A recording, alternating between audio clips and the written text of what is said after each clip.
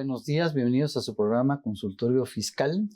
Los saluda a su amigo Salvador Rotero Banel. El día de hoy tenemos un tema importantísimo, un tema que afecta a toda la población de este país, así es que si conoce gente, por favor dígales que vean este programa, les va a interesar. Vamos a hablar de sucesiones y testamentos. Vamos a tumbar mitos, muchos mitos que existen alrededor de esto. Vamos a hablar de cifras, vamos a hablar de impuestos, vamos a hablar de la importancia de ello. Tengo un panel de lujo el día de hoy para comentar un tema importantísimo. Está con nosotros el licenciado en Contaduría y especialista fiscal Pablo Alejandro Limón Mestre. Pablo, gracias por aceptar esta invitación. Al contrario, querido Salvador. Y también del Colegio de Notarios nos acompaña como su representante el licenciado en Derecho Felipe Carrasco Zanini Ávila Camacho. Felipe, gracias por acompañarnos el día de hoy. Salvador, muchas gracias por la invitación. Un gusto estar aquí. Como ven, tenemos un panel de lujo, Colegio de Contadores, Colegio de Notarios, estamos muy bien apapachados el día de hoy. Gracias a ambos por acompañarme el día de hoy. Un gusto. Y si les parece, me gustaría empezar contigo, Felipe, y preguntarte, ¿cuál es la importancia? ¿Por qué? ¿Por qué es importante que tengamos un testamento? Hijo, excelente pregunta. Hay tantos motivos, pero empezaría por el principal sería que es una forma en la que tú puedes decidir. Es un medio en el que si algo tenemos seguro aquí, son dos cosas. Uno es la muerte y otras es que tenemos que pagar impuestos, ¿no? Ya lo dijo Benjamin Franklin. Entonces, y también lo dijo un actor en una película. Entonces, justamente eso fue una manera en la que nosotros vamos a poder decir qué va a pasar, qué queremos que pase con nuestros bienes, con nuestras obligaciones que tenemos, y no solamente con eso, también con las personas muchas veces que tenemos a nuestro cargo. No solamente vemos la parte patrimonial, también qué va a pasar con esas personas que tenemos a nuestro cargo. ¿Qué va a generar con esto? Pues el día de mañana que no quede duda de cuál era tu voluntad y que las personas, tus familiares, tus descendientes, las personas que dependían de ti, ¿sí?, quede duda de a quién le va a corresponder cada uno de estos derechos que tienes y estas obligaciones que se tienen al final, ¿no? Uh-huh. ¿Y esto qué va a pasar? Pues va a evitar conflictos entre ellos, te va a dar certeza, va a ahorrarle muchísimos problemas a ellos y les va a ahorrar también una carga económica muy importante, ¿no? ¿Por qué? Porque al final del día, si tú no decides, alguien lo va a tener que hacer. ¿Quién lo va a tener que hacer? Pues lo va a tener que decir en primer lugar la ley, ¿sí? Y esa ley la va a tener que interpretar alguien. La va a tener que interpretar pues un juez si no se ponen de acuerdo, o la va a tener que aplicar un notario. Uh-huh. Entonces es muy importante justamente que utilicemos este instrumento llamado testamento como un medio para manifestar esa voluntad hacia un futuro. Siguiendo contigo, la siguiente pregunta sería, yo entonces considero que con la importancia que esto tiene, debe haber ya mucha gente y una gran cantidad, un gran porcentaje de gente, tanto en México como a nivel país, que han pensado en esto y ya han hecho ese documento. Me encantaría decirte que sí. Ha aumentado en los últimos años de manera considerable.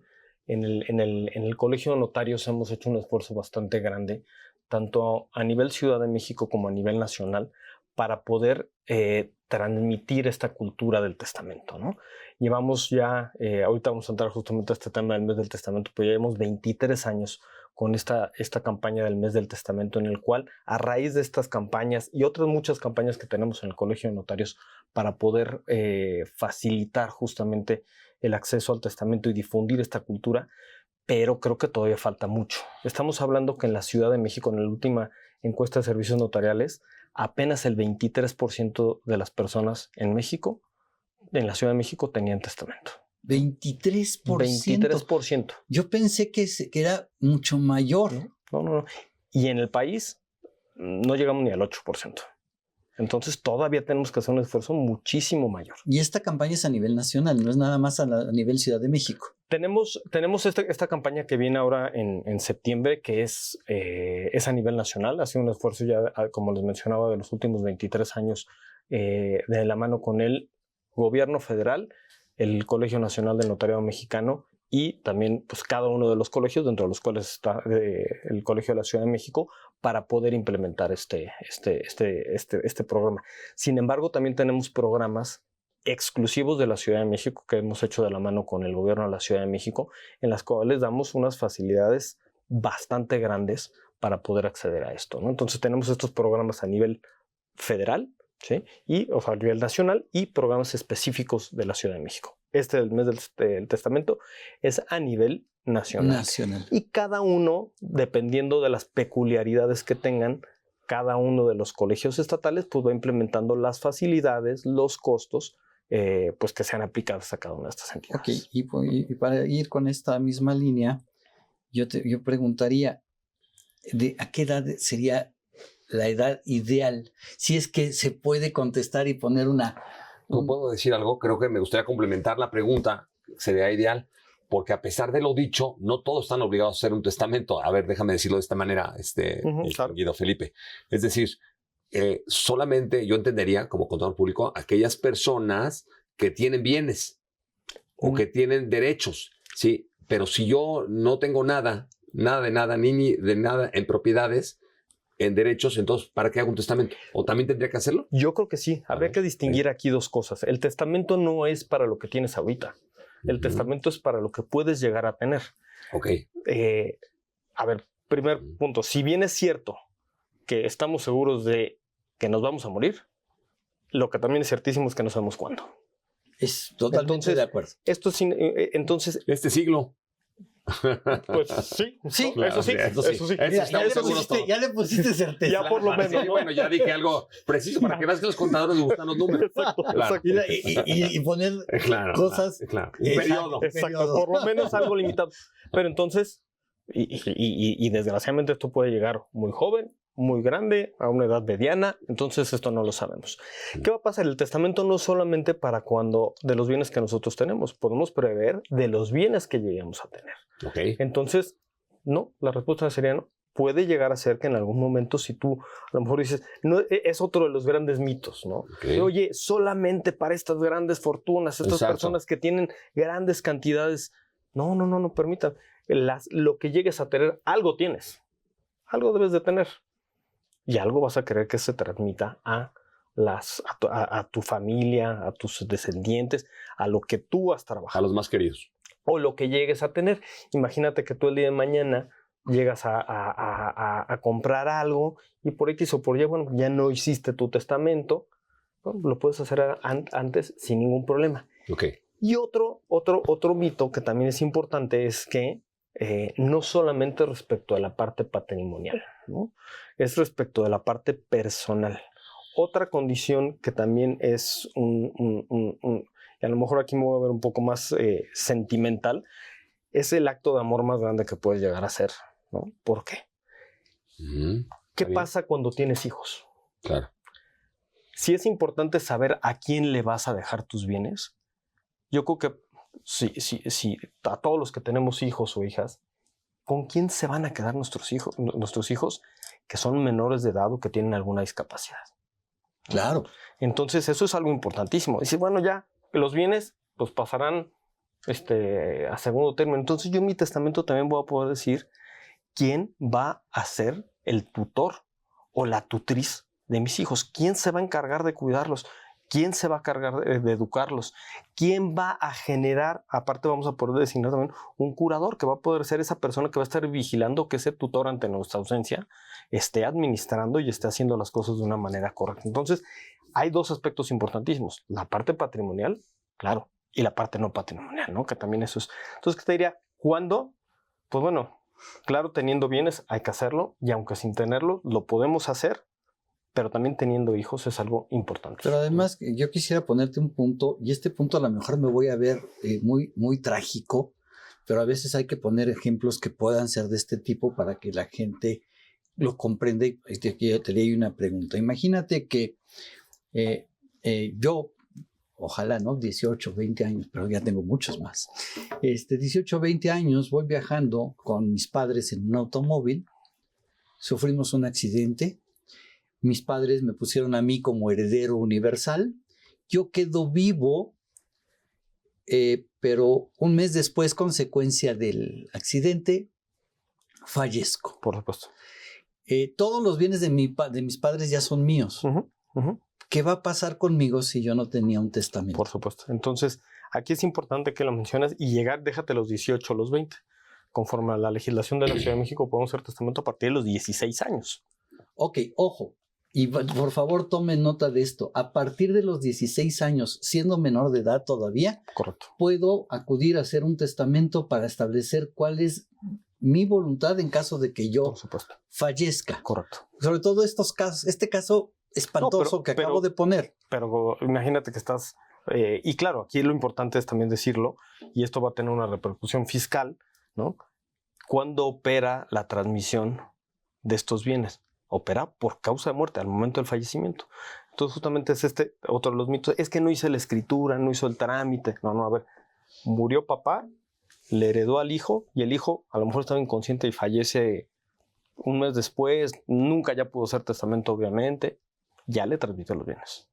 Ya los bienes eran de él porque él seguía vivo. Exactamente. Inconsciente, pero Exacto. seguía vivo. Correcto, así es, así es. Bien. Dicen los especialistas en doctrinalmente, tú corrígeme, por favor, te ruego, Felipe, que el testamento es inútil hasta que no fallece la persona. Por supuesto. Es decir, da su validez plena, tiene validez plena antes, hasta que fallece la persona, y es en ese momento cuando surte los efectos respectivos. Correcto. Es ejecutable hasta que fallece. Exactamente. Porque aquí es donde otro de los grandes mitos que se tiene, que a lo mejor me gustaría aclarar. Yo si hago mi testamento, no le estoy transmitiendo desde ahorita los bienes a mis herederos, ¿no? Oye, qué buen comentario, porque era lo que te iba a preguntar. A ver, hay muchos mitos, hay mucha gente, y aquí a lo mejor Pablo y tú me van a poder ayudar, porque mucha gente dice, ¿para qué hago el testamento? Estoy estudiando mi licenciatura en la universidad, no tengo nada. Un mito, uno. Mito dos, el testamento es para viejitos que ya están esperando morir.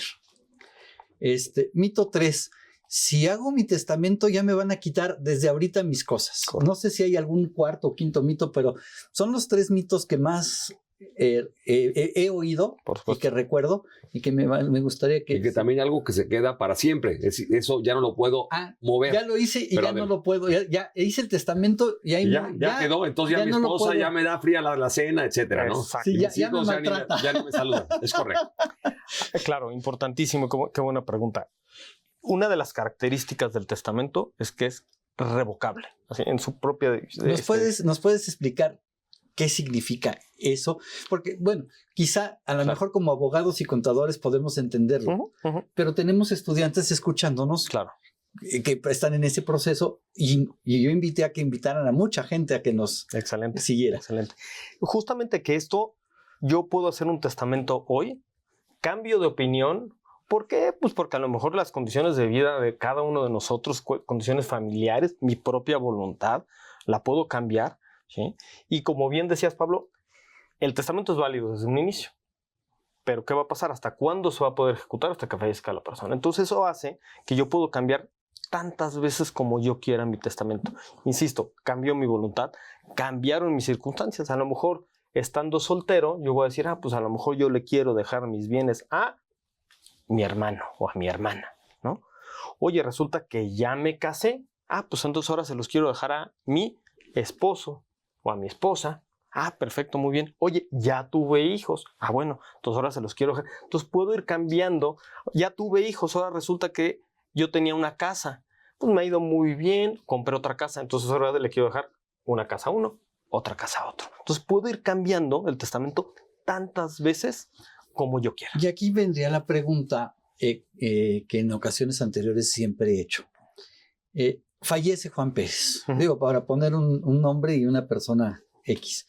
Fallece Juan Pérez y este señor pues tenía la costumbre de cambiar su testamento pues por lo menos cada año. ¿Cómo puede saber la familia, los herederos, cuál fue su última voluntad? Porque a lo mejor abren un portafolio y están 30 testamentos ahí. Es más, lo dejó en otro lado. Está en la oficina. Están en la oficina. O nunca lo recogió de la notaría. Exactamente. Así es textual. O sea, hay muchas personas que ahí les hablas, oye, está en el notario, oye, vente a recoger tu testamento. Sí, ahí voy. Y nunca lo recogen. Pasaron los años y ahí sigue archivado. Y ahí sigue, exactamente. Muy buena pregunta. Nosotros como notarios, al momento de que se otorgue ante nosotros un testamento, tenemos la obligación de dar un aviso al Archivo General de Notarías de la Ciudad de México. Y esto se replica a nivel nacional. O sea, un notario ante quien se otorgue va a tener que dar un aviso ante la dependencia que marca su legislación local, ¿no? Hay que recordar que la legislación notarial hay legislación notarial por cada una de las entidades. Entonces, ¿qué es lo primero que pasa o qué es lo primero que hace una persona o debe de hacer una persona que falleció su padre, su madre, que tienen justamente este interés de saber, de tramitar su sucesión? Pues acudir justamente ante notario. Pueden acudirlo ante un juez, ahorita les voy a explicar justamente cuáles son las diferencias, y este juez o este notario, que son las dos únicas personas facultadas para poder pedir esta información, van a solicitar un informe al Archivo General de Notarías de su entidad. Y este notario, y ese Archivo General de Notarías, a su vez, va a hacer una búsqueda en un registro nacional de avisos de testamento dependiente de la Secretaría de Gobernación. Entonces, para complementar esto, a lo mejor me salté un poquito este paso. Tú el día de mañana vas conmigo, haces tu testamento. Yo voy a dar un aviso al Archivo General de Notarías y el Archivo General de Notarías, a su vez, da este aviso, da esta información a un registro nacional de avisos de testamento. Entonces, al día de hoy nosotros podemos saber exactamente si esta persona hizo un testamento en el Estado de México, en Baja California, en Morelos, en donde quiera. Entonces yo llego contigo, Pablo llega contigo con un testamento de una persona que nos dejó como herederos. Qué bueno. Ojalá. Claro. Que no necesariamente. De sus deudas, nada más, déjame aclarar. Pero Sí. por favor, ahorita vamos a comentar. Ahorita voy a comentar, sí. Claro. Él nos puso como herederos Exacto. y llegamos ambos contigo. Y es un testamento de hace 10 años. Y llegamos a decirte, pues, ¿qué crees? Que pues Pablo y yo somos los únicos herederos de este señor que era un recontra multimillonario. Rico MacPato. Rico MacPato, exacto, Claro, exacto. a eso queremos referirnos, claro. Sí. Y entonces, ¿tú con ese testamento trabajas? Podemos iniciar, por supuesto, ¿no? ¿Por qué? Porque me estás acreditando justamente que tienen algún interés justamente jurídico con algún documento, pero tú me vas a poder decir, oye, Felipe, yo te conozco, por favor, te lo juro que ese es el último testamento. Híjole, pues, nos podemos conocer, confío en ti plenamente, yo voy a pedir ese informe al Archivo General de Notarías y ahí me va a arrojar si ese es el último testamento. Y a lo mejor este señor Juan Pérez cambió el testamento y dijo que todo se lo dejaba al Monte de Piedad. Correcto, así es. Entonces, ¿qué te tendría que decir? Pablo, Salvador, ¿qué crees? Pues no te toca. Oye, pero aquí tenemos el testamento. Que bueno, esa no fue su última voluntad. Tenemos un documento. Acuérdense que el testamento posterior va a revocar el anterior. Entonces, por regla Por eso general, se llama revocable, que es revocable. Justamente que va a dejar sin efecto el anterior. Okay. Entonces, deja sin efecto y justamente por eso se dice que es tu última voluntad la que manifestaste en ese testamento. Ok. Imaginémonos que Rico MacPato nos hereda a ambos, o a los tres, para no discriminar. Sí, a los tres. Hay menos porcentaje, pero adelante. No, porque si no podría ser 40-20. Si no podría ser 50-50. Pero viene la parte fea. Pablo, tenemos que pagar impuesto por ese dinero que nos está dejando. Esa bóveda donde se bañaba Rico MacPato. Pero yo voy a agregar todavía otro ingrediente en este pozole. Pozole jurídico. Nos está faltando la lechuguita. Yo creo que hace falta algo. A ver, déjame decir. Es el testamento. Ajá. Aquí Rico MacPato dijo que nos dejaba a nosotros tres, 40-40-20, su masa patrimonial. Sin embargo, el señor respectivo tenía dos cuentas en instituciones de crédito. Una institución en la casa de bolsa X y otra en Banco Y. La pregunta es, aquí dice que estamos 40-40-20, pero el señor cuando abrió sus cuentas, Rico MacPato, dijo en la casa de bolsa que el beneficiario iba a ser la más querida. Daisy. La más querida Daisy, claro, obviamente. Y en el banco dijo que la más querida iban a ser los hijos de Daisy. La pregunta es, eso es diferente a lo que dice el testamento, ¿qué es lo que vale? A ver, ahí tendríamos una pregunta, capciosa. No, pero muy técnica, ¿no? Muy técnica, exacto. Tenemos distintas disposiciones en el sistema financiero, en el cual hablamos de instituciones de crédito, hablamos de casa de bolsa, hablamos de instituciones de seguros. Instituciones de seguros, o ciertas disposiciones del sistema financiero en las cuales podemos establecer nosotros justamente una disposición que va a pasar después de que yo fallezca con esos recursos. En el contrato de apertura de la... O modificación al contrato. O modificación. Y ahí justamente dice la ley que se va a entregar a los beneficiarios y a falta de los beneficiarios a los que establezcan la legislación común. ¿Qué es la legislación común? El testamento, código. Entonces, dicho lo anterior, era muy importante esta precisión. Bueno. Sí, porque aquí... En materia del testamento lo tenemos aquí y tenemos 2 cuentas bancarias, casa de bolsa y la del banco. Entonces, a pesar de que el testamento diga los 3 como herederos o legatarios, tenemos que lo que dice la casa de bolsa, aplicamos el artículo 201 de la Ley de Mercado de Valores, que establece... Casi no sabes, mi querido Pablo. Exactamente, que establece en forma precisa qué es a los beneficiarios. Okay. Y aparte de eso, Aquí, el artículo 52, segundo párrafo de la Ley de Instituciones de Crédito, que establece que se lo entrega también a los beneficiarios. Eso es muy importante aquí saber. Si estuviera yo jugando póker, diría que beneficiario mata heredero. En esa materia, sí. Es una disposición mortis causa y ya... Pero muy importante. Claro, muy importante porque esa persona, Rico McPato, tiene efectivo, cash, pero aparte tiene propiedades y aparte tiene deudas y aparte tiene otras cosas. Pero hasta ahí lo dejamos. Aquí justamente es una de las cuestiones más importantes que me gustaría aclarar, que eso... Todo esto lo vamos a ver justamente, y es una de las partes más importantes de la función del notario. ¿Qué va a pasar? Tú el día de mañana me dices, oye Felipe, quiero hacer contigo el testamento. Vamos a tener una plática previa al otorgamiento del testamento para que justamente tú me des a conocer esta situación. Y justamente te digamos y te asesoremos de una de las funciones fundamentales del notario. Asesorarte de cómo ir haciendo justamente y dándote a conocer todas estas excepciones, ¿no?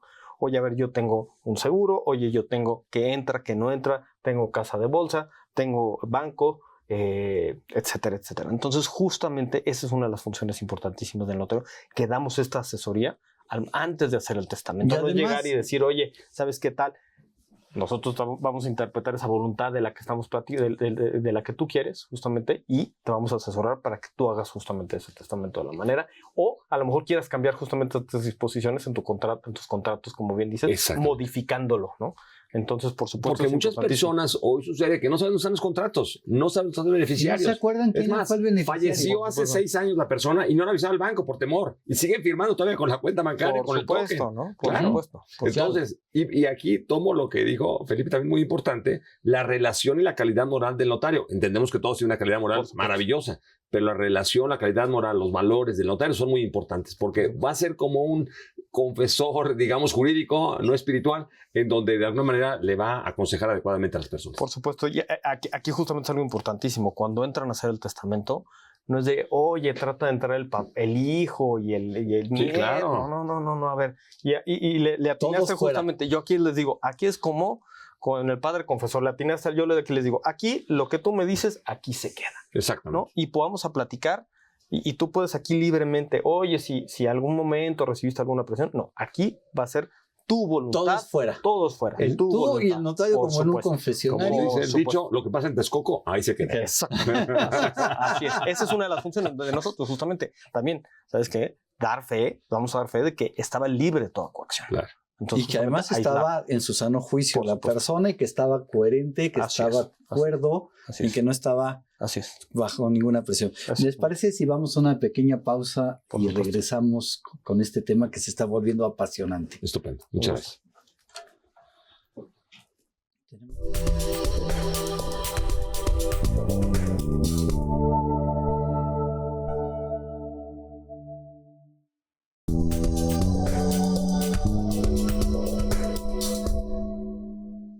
Bien, regresamos después de esta pequeña pausa. Tenemos varias preguntas de nuestro auditorio. Vamos a darles salida a esas preguntas. Pero yo quisiera empezar preguntando, ¿cuál es la diferencia cuando una persona fallece en que tenga testamento y la persona que no lo tiene? Correcto. A ver, en ambos casos se abre su sucesión. En ambos casos. En ambos casos, esta sucesión. ¿Y qué va a pasar? La diferencia es qué va a pasar y a quién se le va a transmitir justamente esos bienes, todos estos derechos que tienen y, como bien lo platicamos, obligaciones. Aquí la diferencia es que en lugar de que yo lo haya hecho voluntariamente y decir a quién le van a tocar, aquí en un intestado, en lugar de ser una sucesión testamentaria, nos vamos a ir a una sucesión intestamentaria, legítima, intestado, dependiendo ya cómo le querramos llamar, pero son los conceptos. Y justamente es intestado, pues porque no tiene testamento, intestamentaria por lo mismo, ¿no? Y aquí, ¿qué va a pasar? La ley va a suplir esa voluntad que yo no manifesté. ¿Y qué va a pasar? Los parientes más cercanos son los que van a heredar. Y aquí vamos a entrar a varias cuestiones. Una, tenemos que acreditar justamente ese parentesco. ¿Con qué se acredita? Pues con cosas muy sencillas como las actas de nacimiento. Cada vez hemos tenido una mejor justamente esta cuestión de empezar a utilizar cada vez más las actas de nacimiento para prácticamente muchos trámites identificar a las personas, pues cada vez han sido más útiles. Pero vamos a tener que justamente acreditar ese parentesco, ¿no? Y muchas veces ustedes han escuchado historias de terror en el que, híjole, pues es que no me registró mi papá. La concubina o el concubino. Ahorita vamos a entrar a ese tema justamente. Oye, o estaba mal escrito el nombre, o alguna deficiencia de estos que, bueno, ahí ya nos va a generar un poquito de problema y un poquito de mayor, o sea, no es la peor historia no tenerlo, pero justamente ya vamos a entrar a tener que presentar a toda esa documentación para acreditar justamente el parentesco. Segundo, no, al final del día no era mi voluntad justamente a lo mejor decirle yo, como les decía, yo tengo 2 casas. Entonces a lo mejor yo tengo una casa de 1 millón y la otra de 1,5 millones y a lo mejor uno se lo quería dejar a mi esposa y la otra a mis 2 hijas, ¿no? Entonces a lo mejor si es por intestar esa voluntad yo nunca la manifesté. ¿Cuántas veces no han llegado a la notaría y llegan y te dicen, es que mi papá quería que yo me quedara con todo? Híjole, pues no lo dijo. No lo dijo a tiempo. Entonces, en la cena lo dijo. Me lo platicó en su lecho de muerte, se los juro. Híjole. Ya no te está creo, para que... pero no lo hizo en la forma en lo que le marca la ley. Entonces, ¿qué va a entrar? La ley suple esa voluntad y va a decir, pues, ¿quién va a ser? Como no lo hizo en la forma establecida en la ley, van a entrar los parientes más cercanos. ¿Y quién van a ser los más cercanos? Pues vamos a empezar en primer lugar por cónyuge e hijos, ¿sí? Sí, con ciertas reglas dependiendo de dónde era el domicilio y demás, y con ciertas reglas dependiendo del régimen patrimonial del matrimonio y demás. Concubino, concubina también van a entrar, se van a asimilar en ese sentido. Pero solamente si nada más hay, porque luego hay algunos que tienen esposo o esposa y además tienen por el segundo y tercer domicilio. Por supuesto. Entonces, en este caso, justamente es solamente una de las personas, ¿no?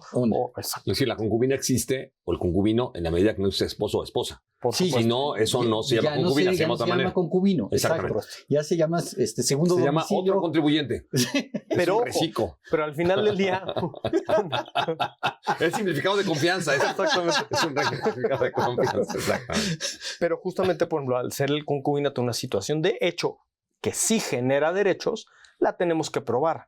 Entonces, al final de la historia tenemos que llegar con un juez para poder acreditar este concubinato, para acreditar que sí vivíamos en común, que sí llevábamos tiempo, que estaba libre de matrimonio. O sea, todos los requisitos que teníamos para poder reunir tener el concubinato, pues lo tenemos que justamente acreditar ante un juez. Ahí sí es un juez porque tiene que juzgar y tiene que acreditar esta situación. Entonces, ¿qué va a pasar? Tan sencillo. Oye, tienes una relación de concubinato, pues muy padre, haz tu testamento. Le evitas un problema tremendo y a lo mejor tenías un concubinato y tenías hijos, bueno, ahí vas a poder repartir justamente cómo vas a quedar así. Si no, la ley te va a decir cómo repartirlo, ¿no? Claro. Entonces, así sería esta. Así es. Preguntas del público que nos está llegando.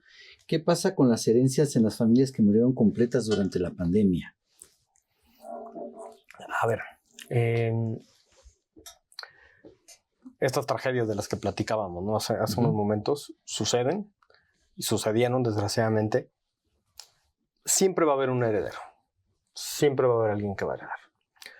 La regulación de la Ciudad de México, el Código Civil de la Ciudad de México va a establecer que van a heredar el pariente más cercano, va a excluir al más lejano. Entonces, ¿qué va a pasar? Oye, fallecieron papás, fallecieron hijos, falleció esposa. Pues bueno, nos vamos a poder ir entonces a la línea recta hacia arriba. Oye, había nietos. Bueno, antes de ir hacia arriba, vamos a ir hacia abajo. Había nietos. No, ya no había otra generación hacia abajo. Nos vamos hacia arriba. Ya también fallecieron. Nos vamos a ir a los colaterales, a los hermanos, a los primos, así hasta el 4º grado. Hasta el 4º grado. Hasta el 4º grado. Esos grados se cuentan, corrígeme si me equivoco, por el punto de unión. Mi papá es primer grado, mi hermano, el mismo padre y madre, sería segundo. Correcto. Y así los voy contando. Mi tío, mis abuelos serían segundo, mi tío sería tercero y un primo hermano sería Entonces vamos cuarto. a ir justamente tomando el número de personas, excluyendo al primero que están entre la relación del... Y vale más el directo que el colateral. Correcto, así es. Sí. Entonces, y si ya de plano, bajo estas reglas, que veo poco probable que suceda que nadie, o sea, vamos, es probable, pero las posibilidades son menores, si llegas a un momento en el que ya no tienes a ningún colateral al 4º grado, pues vamos a llegar a un punto en el que el heredero, quien termina heredando, sí es el DIF. El DIF. El DIF. Marichuy Almanza González, una prima falleció, su esposo estaba por honorarios y no tiene bienes. En el SAT no me dejaron cancelar su RFC porque quieren que se abra la sucesión. ¿Qué opinan? Bueno, te platico desde el punto de vista fiscal. Es incorrecto realmente esto, porque si bien ya entendemos que es importante hacer un testamento y todo, pues posiblemente hay personas que de plano no tuvieron nada de nada, ¿no? Y entonces lo que procede es simplemente acudir al SAT. Cualquier interesado familiar puede, con el acta de defunción y otros documentos que establece la ficha de trámite, solicitar que se cancele el RFC por defunción. Pero tengo que demostrar que la persona pues, no tenía bienes, ¿no? Exactamente, pero te lo cree normalmente el fisco no hace checados con...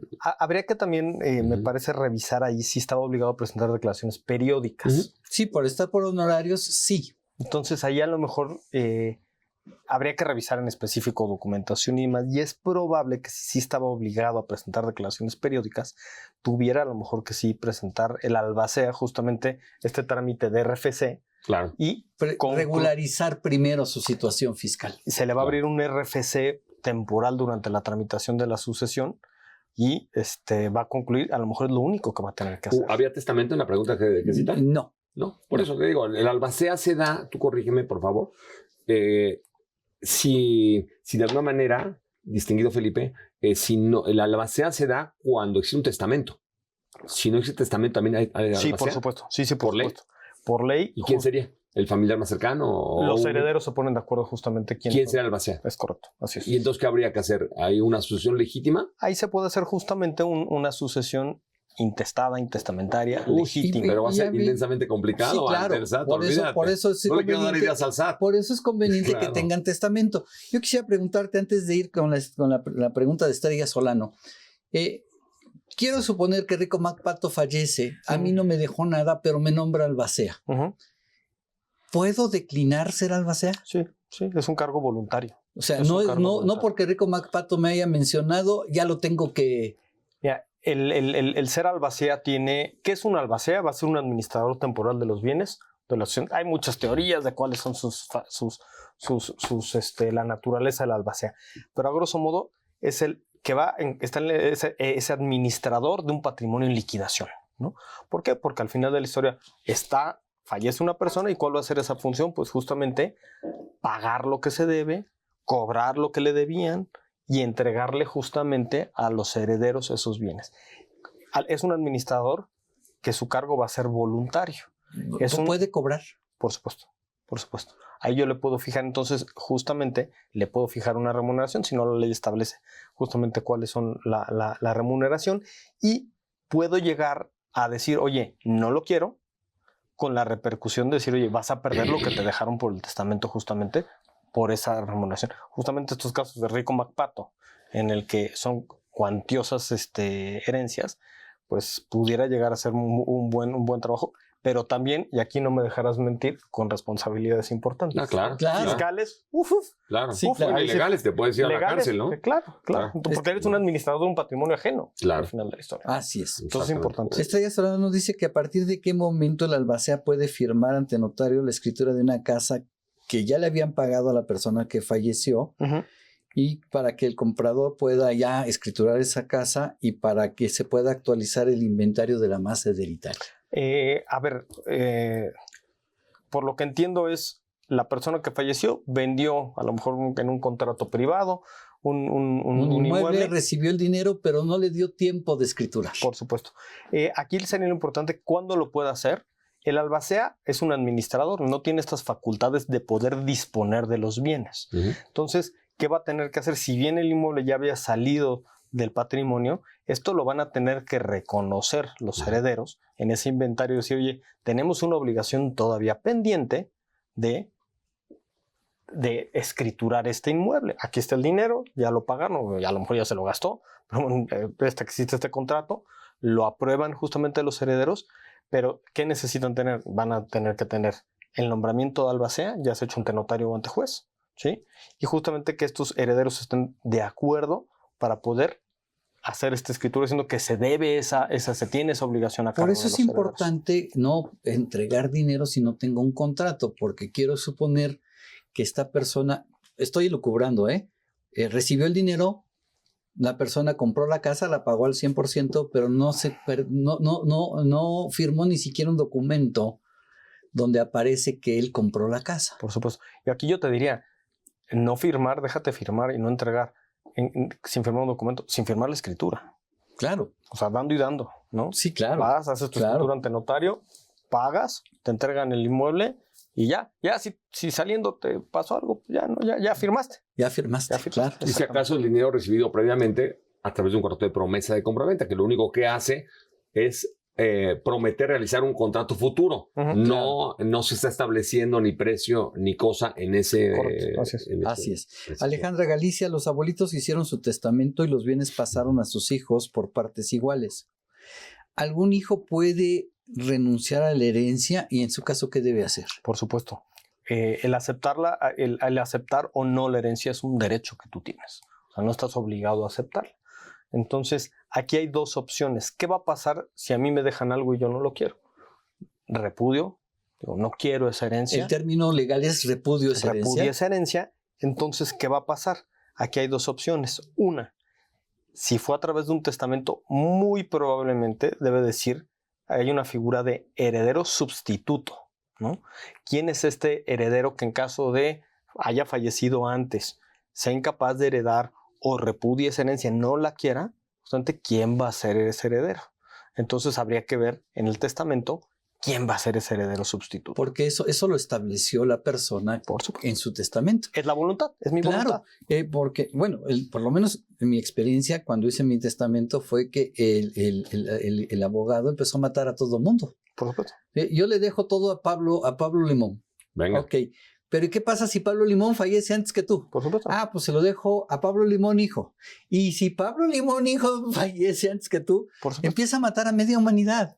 Es que hay que prever, porque eso pasa, eso puede pasar. Claro, y fíjate, lo dice Alejandra, nos hace una segunda pregunta. ¿Algún hijo puede hacer su testamento heredando la parte correspondiente de esa masa hereditaria? Por supuesto. Si ya falleció la persona, a ver, como bien decíamos, no tenemos que tener los bienes ya para poder hacer el testamento. Yo lo puedo hacer en cualquier momento.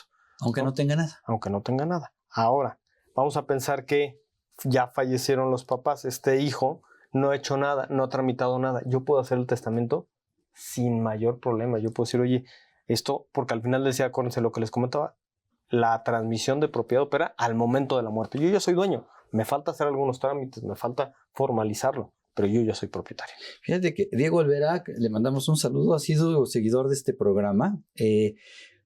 Plantea una duda muy interesante. El valor exento de 700,000 UDIs que va a considerar el notario para no retener ISR ¿será el valor de la UDI en 2020 fecha en que recibió el pago la persona fallecida? ¿O será el vigente en 2024, que es la fecha en que se emite la escritura? Yo pensaría que ni uno ni otro. Porque no se está enajenando. Bueno, sí está enajenando. Enajenar significa toda transmisión de propiedad. Pero 14 no, por un primer Código Fiscal. Pues, es decir, no, aquí lo que aplica es el artículo 93, fracción 22ª, que establece que se consideran ingresos exentos los ingresos recibidos por herencias o legados. Correcto. Entonces no tengo que aplicar las 700,000 UDIs porque no estoy vendiendo. Y nada más para complementar la idea, antepenúltimo párrafo de ese artículo 93 también cita que si no se informa a la autoridad fiscal en la declaración anual respectiva, pierde su calidad de ingreso exento. Y 150 tercer párrafo de la ley del impuesto sobre la renta. Correcto. O sea, la persona tiene que informarlo, pero ¿en qué año? ¿En el año en el que se escritura o en el año en que recibe el bien? En el año en que se adjudica el bien por herencia o legado. La adjudicación en este caso está siendo hasta que se tira la escritura, que sería el año 24. A ver, lo que pasa es que justamente le estamos dando este título, si bien se transmitió desde un inicio. Desde que falleció la persona. Desde un inicio, pues bueno, como no tenemos la certeza de que justamente lo recibí. ¿Pudo haberlo repudiado? ¿Porque puedo repudiarlo? Pudo haberlo repudiado, porque no haber sido. Pudo haber fallecido en el Inter. Claro. ¿No? Entonces. No lo declaras hasta que no lo percibes. Si bien técnicamente lo percibiste desde antes, yo creo que si lo das desde antes, no te van a decir absolutamente nada. Yo creo que lo informas, ya lo recibí. Claro. Yo creo que no va a haber ningún problema decir, oye, yo obtuve. No. Pero va a ser muy difícil operativamente hacerlo. ¿Por qué? Porque no va a tener valores. Claro. No vas a saber cuánto vale el inmueble porque no tengo la escritura. Claro. Entonces yo creo que estás cumpliendo. Justamente hace poco tuve una consulta de ese tipo y que presentaron justamente todo hasta la adjudicación. Y era un tema de dinero y el SAT no le gustó mucho. Sí, claro. Era tema de dinero, no era tema de bienes inmuebles. Entonces, porque hicieron transferencia a sus cuentas y en eso al SAT no les gustó mucho que no lo dieran, que lo dieran hasta la escritura, sino está diciendo que lo tenía que haber dado antes. Entonces, pues es un punto yo pienso que sí, por lo citado, porque el artículo que invoqué hace rato, el 56 segunda, de ley de instituciones de crédito, que establece que los beneficiarios son los que reciben. Y si ya hiciste el traspaso a tus cuentas bancarias, pues tuviste que haberlo escritura reportado. pasa a segundo término. Exactamente. Y es algo cuantificable. Entonces yo creo que habría que distinguir bien entre herencia y beneficiario de un... Y sobre todo en qué momento yo creo que lo puedes llegar a cuantificar, ¿no? Esta operación. A lo mejor un inmueble va a ser muy difícil cuantificarlo antes, ¿no? Una cuenta bancaria es muy fácil cuantificar. Es muy fácil. Y más sobre todo si ya hiciste la transferencia. Si movías el dinero, claro. Sí, ya sabes los bancos lo pasaste. Claro, por supuesto. Ahora sí, nada más quiero precisar una cosa. El señor está en el lecho de muerte, ¿sí? Y entonces la que lo está cuidando, que es la hija más querida, hace el traspaso cuando está en el lecho de muerte, previendo que vaya a fallecer 6 horas después. Bueno, eso ya no es una herencia o legado. Eso pudo haber sido una donación que se tuvo que haber documentado. Entonces, por favor, no se calienten los ánimos. Espérense a lo que diga el abuelito en su lecho de muerte. Y el banco, o sea, no operar. Qué bueno que lo mencioné esto de hacer las transferencias. No hagan las transferencias. El banco debe hacer la transmisión. Claro. Reportarle al banco y que les transmita la prueba. Porque si uno se mete y dice, hago un SPEI a mi cuenta, pues van a decir que aquí no es una herencia, ¿no? Claro. O sea, eso no es una herencia, claro. Por supuesto. Paul César pregunta que por qué varían los costos de sucesión testamentaria e intestamentaria en las notarías. ¿No debería haber un arancel? Existe un arancel. Nosotros tenemos un arancel por parte del gobierno de la Ciudad de México que se actualiza año con año. Entonces, claro que existe un arancel. Este arancel permite que en las tramitaciones sucesorias y prácticamente en cualquier acto jurídico que se otorga ante notario, el arancel dice, puedes cobrar hasta tanto, ¿no? Desde hasta. El desde no está. No, hasta. Hasta. Entonces, dependiendo de la complejidad muchas veces en un asunto, ojo, esto es en una sucesión testamentaria. Hay que recordar que en las sucesiones testamentarias o intestamentarias tienen 4 etapas. En la primera de las etapas, que es de la sucesión, saber quiénes son los herederos, hacer esta búsqueda en el Archivo General de Notarías de quién es el heredero, cuál es el último testamento, si hubo o no hubo testamento, ahí no va a depender si es la herencia de Rico MacPato o no. Eso va a ser prácticamente, y dependiendo sí de la complejidad del arancel, dice, bueno, puedes cobrar hasta tanto. Ahí insisto, no importa ni la cantidad de los bienes ni los valores. Ya a partir de la segunda sección, que es el inventario y los avalúos, y prácticamente ya llegar a la adjudicación después de la administración, la partición y llegar finalmente a la adjudicación, el arancel sí establece por el valor de los bienes, ¿no? Es como prácticamente cualquier otra escrituración. Por el valor de los bienes. Por el valor de los bienes, así es. Así es. Y también depende, esto también es una de las cuestiones que en notaría nosotros tenemos esa función de calcular, cobrar y enterar los impuestos que se causaron. Entonces, si bien está exento de impuestos sobre la renta, la transmisión de propiedad por causa de muerte, en materia inmobiliaria sí tenemos impuestos locales que se tienen que pagar al gobierno de la Ciudad de México o al gobierno municipal. Entonces, eso también llega a variar y a modificarse dependiendo del valor de los inmuebles. Diego, perfecto, muchísimas gracias. Diego Olvera nos vuelve a hacer nuevamente una pregunta. La persona que falleció vendió la casa y recibió el total en efectivo en 2020. Por lo que respecta a la ley antilavado, el monto no superó el valor para prohibir la operación. Y la duda es si ¿qué implicaciones puede haber ante el SAT, ante la ley antilavado, si no existe un documento? O sea, una persona falleció y vendió la casa y después falleció. Okay. Y él cobró el 100% de la casa, pero ese 100% no estaba prohibido en los términos del 33 de la ley, mejor conocida como antilavado, porque el nombre es larguísimo. Se nos acaba el programa con el nombre. Sí, claro. ¿Qué implicaciones tendría ante el SAT y ante la ley antilavado y pues cómo se puede escriturar ahora? A ver, una de las cuestiones que tenemos que tener en cuenta es que la autoridad fiscal, si bien les diría que por regla general no está prohibida, o sea, no estaría prohibida esa operación, lo que tenemos que hacer es formalizar un contrato celebrado hace cierto tiempo con las repercusiones de tener actualizaciones y recargos, porque se deberían haber pagado estas contribuciones al momento. En ese momento. Lo que es cierto es que la autoridad fiscal, y creo que tú sabrás más de esto, necesita fechas ciertas, ¿no? Entonces va a ser muy complicado justamente darle fecha cierta a ese contrato sin ninguna documentación, sin ninguna... Pero hubo traspaso, se cobró efectivo para colmo. Efectivo, entonces, si fuera una transferencia, pues bueno, existe un contrato, pero si fue verbal, está un poquito complicado. Fue verbal, fue en efectivo, la operación está muy difícil. Está difícil, habrá que analizarla, aquí no, habría que analizarla en específico, pero sí tiene sus complejidades. Complemento un poco, tal vez lo citado. Ustedes como fedatarios públicos tienen la obligación de reportar de acuerdo a la ley del antilavado. Por supuesto. ¿Estamos de acuerdo? Así es. Pero la persona que enajenó no estaría obligada a reportar esa operación, salvo que se dedicara habitualmente a realizar enajenación de bienes inmuebles. Así es, aquí no le alcanza el artículo 17 de la ley antilavado. Así es, pero aquí él se está refiriendo al 33 de la prohibición. El monto del pago fue por abajo del valor que prohíbe el 33 de la ley antilavado. Regina Lulú, buenos días. Una duda.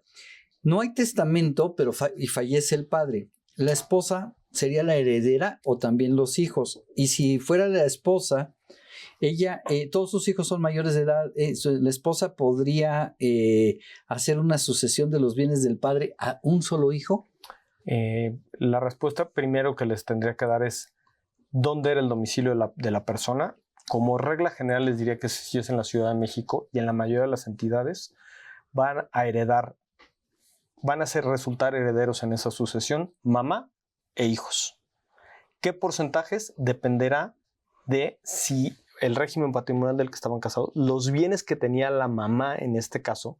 ¿Por qué? Porque la o el cónyuge, en caso de un intestado, va a heredar siempre y cuando va a recibir bienes para equiparar la porción de un hijo.